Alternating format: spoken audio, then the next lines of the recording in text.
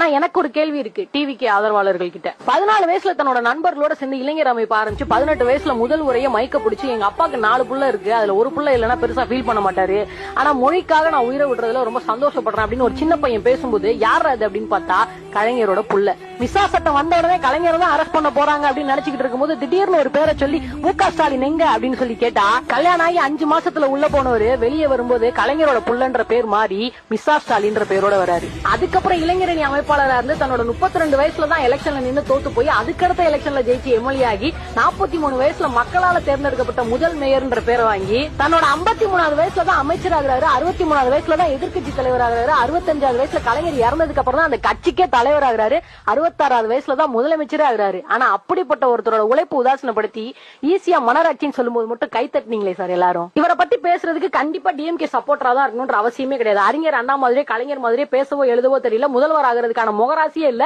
கடைசி வரைக்கும் எதிர்கட்சி தலைவராகவே இருந்துட்டு போக வேண்டியதான் அப்படின்ற விமர்சனம் வந்திருக்கும் போது தன்னோட உழைப்பால மட்டுமே மக்களால முதல்வரானவரை யார் வேணா பேசலாம். நியாயமான கேள்வியை கேட்டா கூட அதுக்கு பதில் சொல்லாம சொம்பு பித்தலன்னு கமெண்ட் பண்ணுவாங்க. மன்னராட்சி நடக்கிறதுக்கு இது ஒண்ணு இங்கிலாந்து கிடையாது, அப்பனுக்கு அப்புறம் புள்ளதான் வரணும்னு சொல்றதுக்கு இது இந்தியா. மக்கள் கையில தான் பவர் இருக்கு. எப்பேற்பட்ட கொம்பனா இருந்தாலும் சரியா ஆட்சி பண்ணா மக்கள் தூக்கி எறிஞ்சிட்டு போயிட்டே இருப்பாங்க.